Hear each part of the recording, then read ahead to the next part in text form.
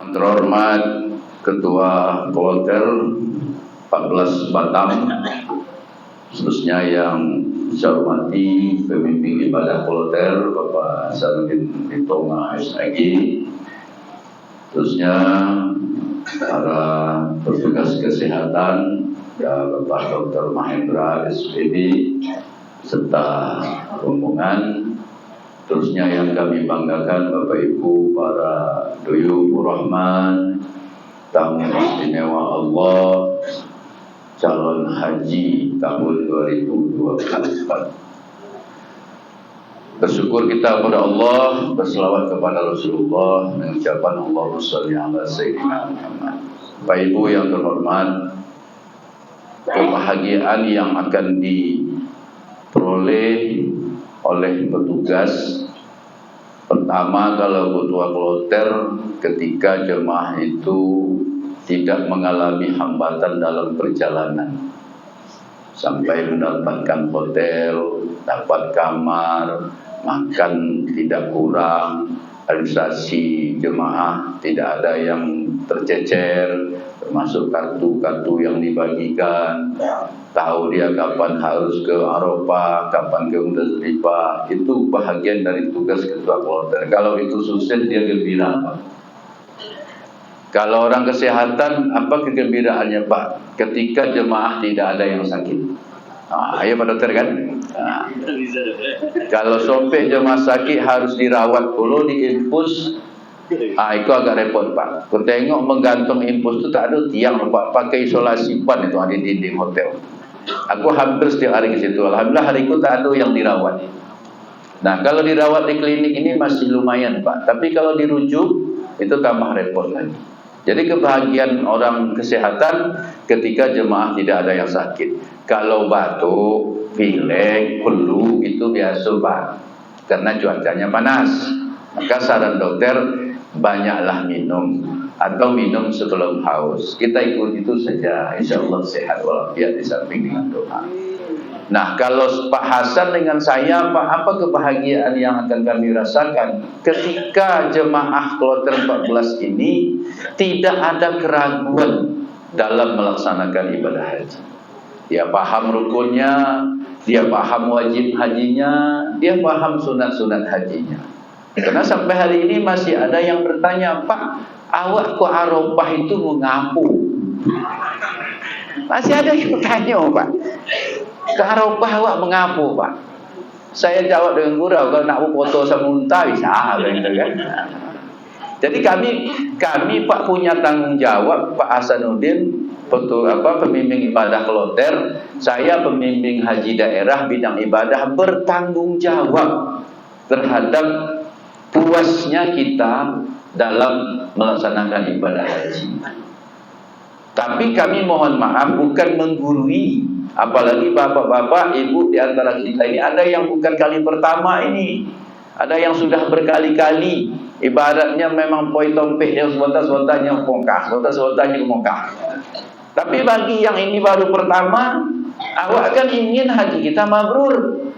Tapi kalau tak tahu apa yang nak kita gojokan, nampak kawan apa berzikir, awak berzikir dulu. Kawan golak, awak golak dulu. Apa yang digolakkan kawan tu awak.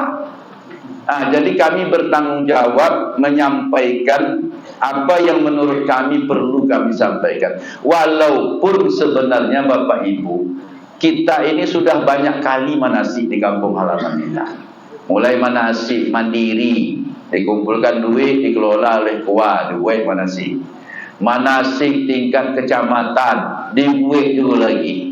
Manasik tingkat rayon, dibuat juga lagi. Manasik tingkat Kementerian Agama dibuat lagi, sampai manasik tingkat kabupaten. Asik manasik yang kita buat.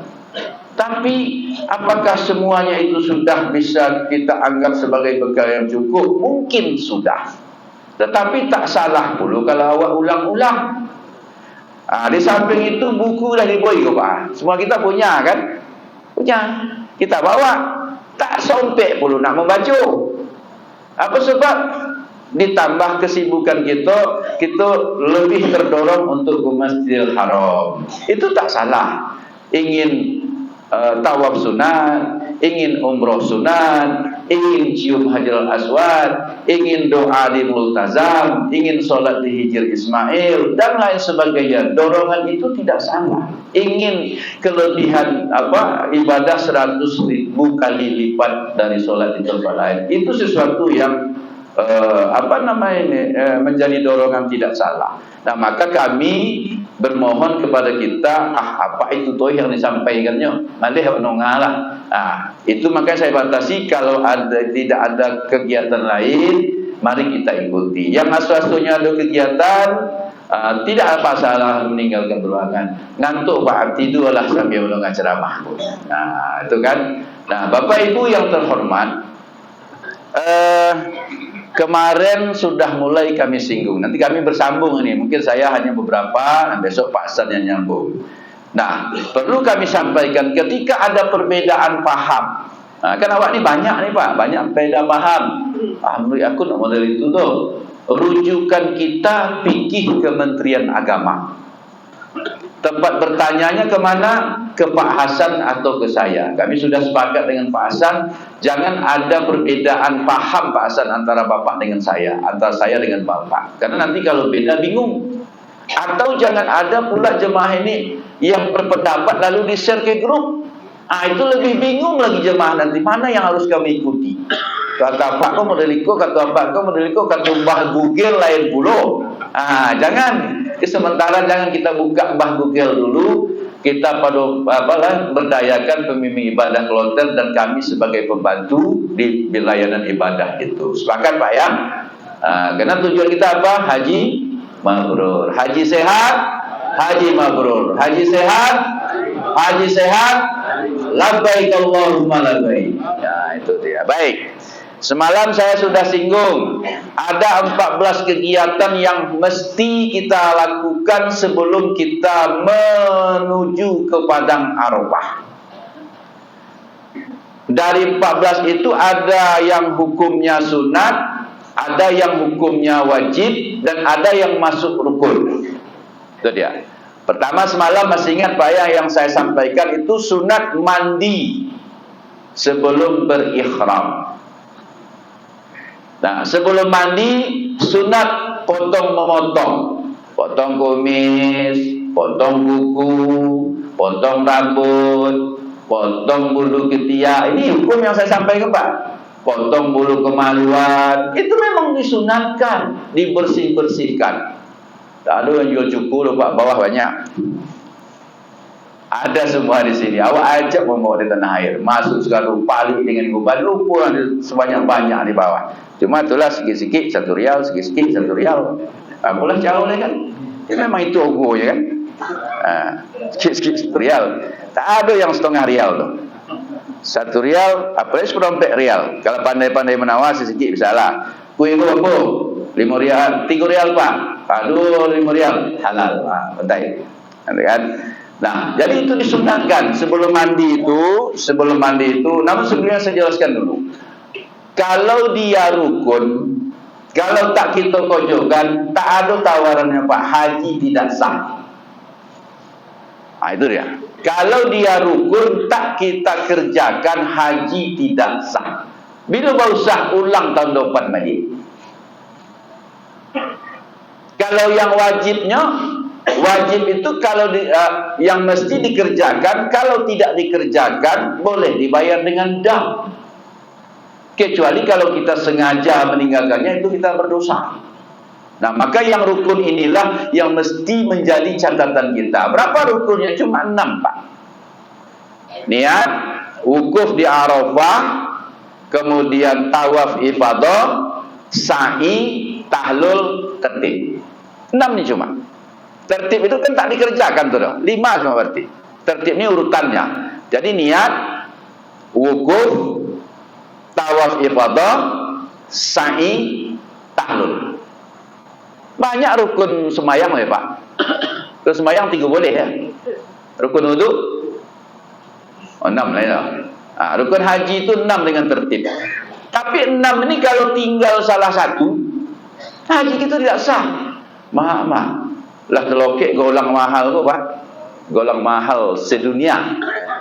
91 juta sekian beli gelang nih. Kan di Batam disampaikan kemarin, jangan dibuka tapi dijual tak laku. Gara-gara rukun kita tinggalkan, haji kita tidak sah. Ya Allah, na'udzubillah, summa na'udzubillah.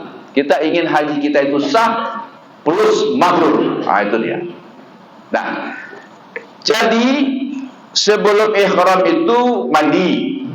Sebelum memakai wangi-wangian pada tubuhnya. Nah, ini saya pegang, ini pedoman yang kita pegang bersama. Halaman 73. Pakailah Rexona, pakailah minyak rambut, pakailah harum-haruman. Boleh sebelum berniat. Habis itu apa lagi? Memotong kuku dan merapikan jenggot, rambut ketiak, rambut kemaluan. Ini sebelum mandi tadi ini sudah saya sampaikan. Memakaikan ihram yang berwarna putih. Berarti kalau tidak putih boleh, boleh. Tapi disunatkan yang putih. Kemudian sholat sunat ihram 2 rakaat. Jadi setelah ihram tadi dimulai, sebelum ihram tadi mandi dulu, bersih-bersih dulu. Setelah itu sholat sunat ihram lah kita saat berpakaian ihram tadi. Nanti kita kumpul di sini. Tidak mengajari, tapi supaya kita ingat, kumpul di sini berpakaian ihram tadi, sholat sunat ihram 2 rakaat, baru kita baca niatnya nanti. Kalau tak berniat, tak juga sah. Innamal a'malu binniyat. Suatu pekerjaan itu baru sah dia dengan. Nah, itu yang pertama yang harus kita kerjakan, mandi, sunat hukumnya. Yang kedua, memakai ihram tadi itu kita kalau perlu Pak Hasan kita praktekkan makaikan ihram tadi. Kenapa? Karena ada juga yang kami lihat ihram masih menutup mata kaki, pusatnya nampak. Ini bagi bapak-bapak ini harus menutup aurat antara pusat dengan lutut. Ini maaf ya, kadang-kadang kalau koi bosan, turun kain ihram gulung kate, turun gulung kate, turun gulung kate, yang bawah tambah naik, yang dari bawah yang atas tambah turun, tinggal gulungan aja deh. Itu bahaya. Nanti kita praktekkan. Apakah harus seperti yang kami praktekkan? Tidak. Nyaman kita seperti apa? Aku payah kalau jadi itu Pak. Yang sonang apa seperti aku? Gitu. Ibu kami apa ihram kami Pak? Yang ibu pakai itu ihram lah itu. Tidak menutup muka dan telapak tangan. Telapak tangannya mana? Termasuk punggung tangan. Jadi ada juga yang pakai kaos nih ini kasih pula lobak. Sebenarnya sini pun dari pergelangan sampai ke ujung jari atas bawah terbuka enggak apa-apa. Muka dan telapak tangan. Tapi kalau ibu sanksi tutuplah di atas itu. Apa payo jangan ikut nampak longan, pakailah manset. Untuk bapak-bapak pakailah apa tadi ihram 2 helai, 1 untuk selendang, 1 untuk kain. Nah, begitu sudah itu kita pakai, lalu kita sudah berniat. Nah, maka selama kita berikhram, ini haji ini besok Pak, kita harus berpegang teguh, jangan sampai larangan kita langgar. Berapa lamanya itu? Berapa lama itu Pak? Kita berangkat 14 Juni, 8 Zulhijjah, hari Jumat kalau tidak salah saya. Lalu sampai di Arafah sore atau malamnya misalnya.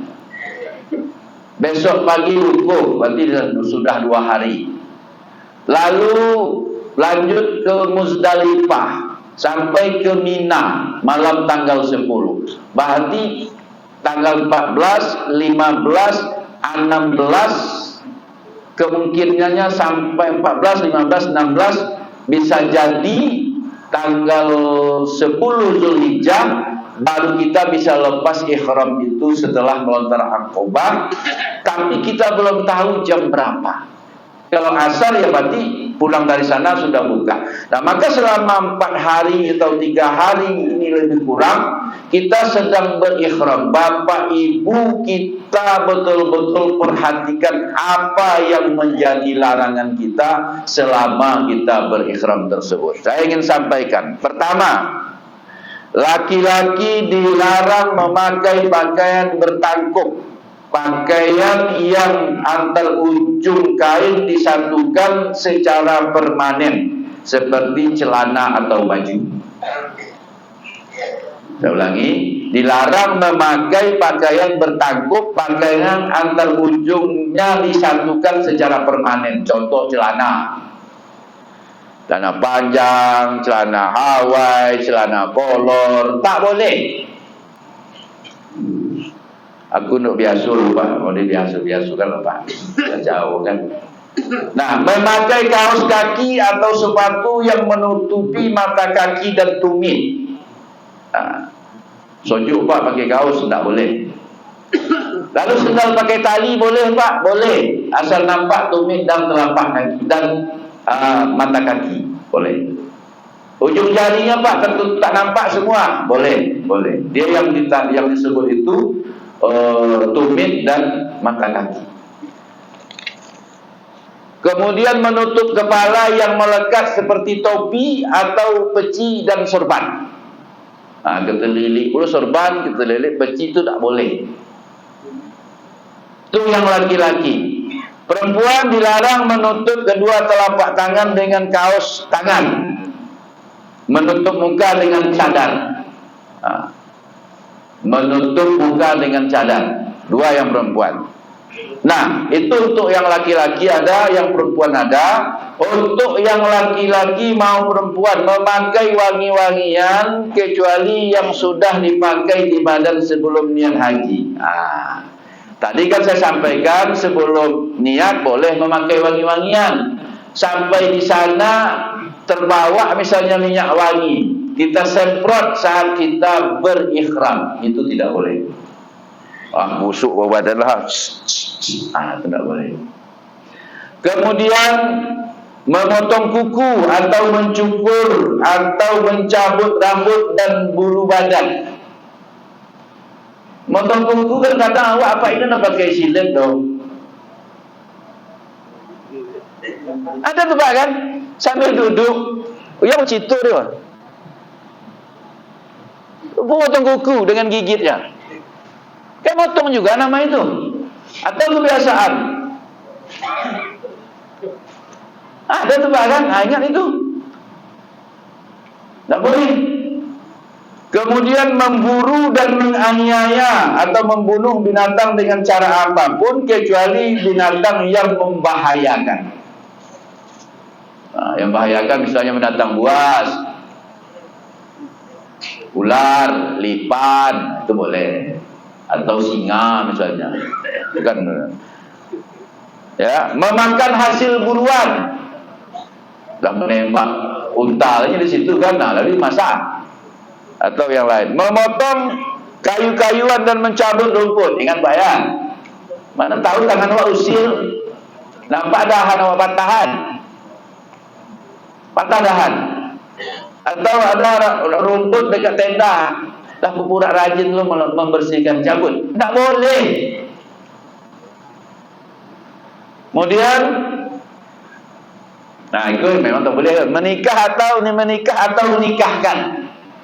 Jadi selama itu untuk sementara dilarang jatuh cinta dulu. Ya. Bersetubuh dan pendahuluannya. Maaf Pak ya, bersetubuh dan pendahuluannya. Ibarat film ekstranya pun tak boleh. Pahamlah Bapak itu. Ya. Mencaci, bertengkar atau mengucapkan kata-kata kotor. Ini Pak di padang Arafah kok. Kadang-kadang jati diri itu nampak. Tak sadar kita Pak mengucapkan itu. Kita yang selalu berbeda pendapat itu ketika antara tahlul bukan tahlul apa, nafar awal dengan nafar sani. Ini sepakatan kita kan nafar awal Pak. Besok bisa berubah itu. Enak di Mina nih, kami tak jadi balik dah. Kami nafar sani aja boleh. Mula-mula nafar sani, tengok dia sempit, aku baliklah nafar awal. Dah lah Pak, sama-sama lah kita di sini. Kalaupun kita umroh tak sampai kita ke Mina nih, sayang Pak. Aku dah 5 kali naik haji dah. Muncul. Padahal awak tak bertanya itu tu, apa berapa kali naik haji Pak? Tak tahu tanya tu.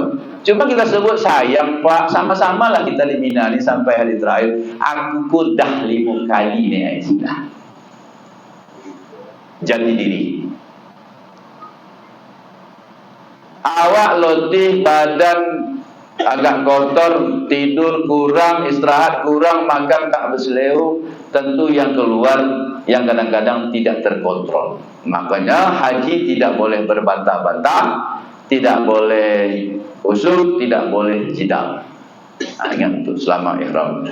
Kalau gitu Pak, habis berihram bisa kami bertinju Pak? Tak boleh itu maksudnya dong. Kata Ustaz tu sedang ihram tak boleh. Kalau habis ihram berarti boleh kami bertinju. Tak boleh itu maksudnya Pak. Kadang awak memahami, kadang itu pasti boleh kau. Tunggu lopeh ihram di Mina, tunggu kau di bukit dulu Pak. Jangan sampai begitu leh. Kita jawablah sama dengan puasa. Ketika puasa kita ditantang orang, apa jawab kita? Inni shaim, aku sedang puasa. Kalau enggak, kianlah, beko lah dah buku. Kalau dah beko dah cinta rahman itulah. Jadi dilarang itu bukan berarti setelah itu boleh, tidak. Ini kan latihan kita untuk tidak usut dan rompas tadi. Kemudian melakukan kejahatan atau maksiat. Melakukan kejahatan atau maksiat, tak mungkin itu kita laksanakan. Mencuri itu kan kejahatan. Kemudian memakai pakaian yang dicelup dengan bahan yang wangi. Gitu. Itu sampaikan Ustaz Hasan semalam. Kalau bisa dari awal kau tidak usah cuci ihram tu pakai wangi yang cukup, sabun aja. Kalau perlu usah pakai sabun nih, putar aja boleh cuci. Habis awak celup dulu di situ dengan wangi-wangian. Itu tak boleh.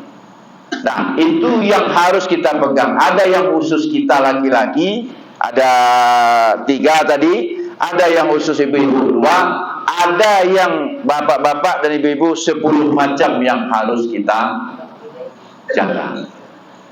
Nah, terutama yang selalu Pak menyebut kawan sebelah. Orang kampung saya dulu naik haji 2011 Pak. Ada ibu-ibu tu pakai mukena cantik kali mukenahnya. Cantik. Dari mukenah yang ada di kelompok ibu-ibu tu dialah yang paling cantik. Ada yang negur kawannya sebelah, Kak, cantik mukena ibu-ibu tu yang suka menengoknya. Iya, aku tahu dia kredit. Apa pula itu yang disebut? Tahu saya cantik punya dia tu, tapi kredit belum lunas lagi tu. Coba naik haji tak apa nama berkredit pula, malu awak. Panjang cerita. Dengarlah dia, apa kau cakap kredit? Nak aja anda beli kontan ni kau tak tahu kan? Akhirnya apa? Ribut gara-gara hanya mukena. Jangan peduli orang mau pakai apa, kayak apa cantiknya, jangan. Itu ibu di kampung saya, ibu sini insyaallah baik-baik semua, amin. Itu yang perlu kita jaga. Sikit cuma masalahnya. Atau ada kawan yang telepon anaknya, biasa aja kan, ni ayah mau ke Arafah, tolong doa ya. Ada yang sih, apa pula sebentar-sebentar telepon anak, sebentar-sebentar telepon anak. Apa urusannya sama kita? HP dia, pulsa dia yang ditelepon anak dia, awak pula yang ribut. Biar aja lah. Iya Pak. Betul tak Pak? Betul. Karena di sini Pak, dari ibadah aja kalau kita mau permasalahkan banyak. Pernah nampak Pak di Masjid Arab, Allahu Akbar, dia tidak begini, ya siap gerak aja dia. Nah boleh kita salahkan, itulah paham dia. Di sini. Jadi menahan inilah yang perlu Pak. Di pandangan, penglihatan, pendengaran, mulut harus kita jaga. Apa obatnya terutama mulut? Perbanyaklah talbiyah. Perbanyaklah berzikir, perbanyaklah baca Quran. Nah, ini alhamdulillah saya grup, saya tengok ada banyak ini yang ada yang khatam 2 khatam. Sampai jam berapa, Pak? Aku kadang-kadang tak saudara ada Pak ada. Nah, saya belum saya share, malu saya baru juz 30. Nak saya share. Lalu sampai di Arafah mengapa? Karena kita tidak tahu, Pak, di sini apa yang kami kerjakan, di sini apa yang kami kerjakan. Kan itu yang kita ingin tahu itu, Pak. Sampai di Arafah ngapa? Wukuf. Al-Hajju Arafah. Wukuf itu berhenti. Kapan wukuf kita? Itu baru kita laksanakan hari Sabtu, tanggal 9 Zulhijjah atau tanggal 15 Juni 2024. Kapan waktunya? Begitu tergelincir matahari, ya Ustaz ya, dimulai dengan khutbah wukuf. Besok dibaca khutbah. Setelah khutbah, solat kita 2 rakaat. Solat kita zuhur dengan asar di jamak qasar takdim. Itu perlu buka buku balik. Apa jauh solat jamak qasar itu? Jamak dikumpulkan, qasar dipendekkan. 4 jadi 2. Dikerjakan pada waktu zuhur, itu namanya takdim. Yang tak bisa diqasar itu cuma subuh. Jangan 1,5 sedang rukuk, assalamualaikum warahmatullah. Kan Ustaz itu boleh diqasar. Subuh tak boleh, maghrib tak boleh. Nah, ini nanti kita tunjuk imamnya. Saat itu nanti kita ajarkan bagaimana niatnya. Tak bisa juga kita niatkan saja, sengaja aku sholat mengikut imam karena Allah Ta'ala, sah itu Pak. Apa yang dikonjurkan imam, Allah ikuti, sah sholat itu. Tidak ada yang memberatkan. Habis itu apa? Zikir, wukuf tadi. Di Arafah wukuf. Panjang itu, 2 jam mungkin baru selesai. Habis itu apa? Wukuflah masing-masing. Boleh berkaitan dengan istri berwukufnya? Boleh. Mintalah sama-sama apa yang sama yang diinginkan. Kalau bisa habis kau apa lain minta ibu lain minta Kalau lain doa apa kau pakai Rabbana atina fid dunya hasanah wa sakinah wa fatimah. Bagi suami kau kacau kau Pak. Balik tanah air tambah luang lah kacau Pak. Doa kan permintaan apa kau? Aku joleh-joleh dulu. Maka dampingi. Bang, awak berdoa bang, rumah tangga awak bisa akur ya Allah. Jadilah rumah tanggaku seperti rumah tangga Nabi Adam, rumah tangga Nabi Yusuf. Kan itu kita minta. Jadikanlah anakku yang anak soleha, anak-anak yang soleha, akur kami keluarga ya Allah. Boleh minta sawit berlipat ganda hasilnya, boleh ya Allah. Hasil pertanian pun tingkatkanlah ya Allah. Kan boleh semua. Mintalah berdua sama istri. Yang tak ada kawan, so aku kawani. Kami tak ada bawa anggota, Pak Johan tak ada, saya tak ada, Pasar tak ada. Berkawan awak yang bujang-bujang lokal, tak ada masalah. Yang ada pasangan, berzikirlah bersama-sama dengan pasangan. Pak Ibu yang terhormat, bawa tiga. Itu dulu. Kuncinya di Arafah adalah wukuf, berhenti sejenak. Bagaimana keinginan kita wukuf bersama-sama? Sebab kata ketua pembimbing ibadah, kita hanya boleh 1 orang 1 kloter yang disafari wukufkan. Jatah itu 1 Pak. 390 orang kita yang boleh safari wukuf itu yang ditanggung oleh pemerintah Arab Saudi, oleh PPIH ya. Hanya 1 orang. Sebab kalau sempat banyak awak yang sakit, kan repot yang mengurusnya. Makanya kami berharap mari sama-sama kita jaga kesehatan 9 hari lagi. Jangan sampai kita disafari wukufkan. Berangkat kita sama-sama. Tak enak Pak disafari wukufkan itu. Maka jaga kesehatan kita, jaga fisik kita, jangan kita sampai lelah apalagi sakit. Tak sampai wukuf, tak sampai ke Arafah, haji kita tidak sah. Nah, jadi mandi, niat, wukuf. Antara niat dan wukuf ini sudah 2 rukun yang kita kerjakan. Kami rasa itu sambungan berikutnya nanti akan dilanjutkan oleh Pak Hasan besok sampai tuntas kita melontar di Mina. Amin. Demikian, terima kasih. Wassalamualaikum warahmatullahi wabarakatuh.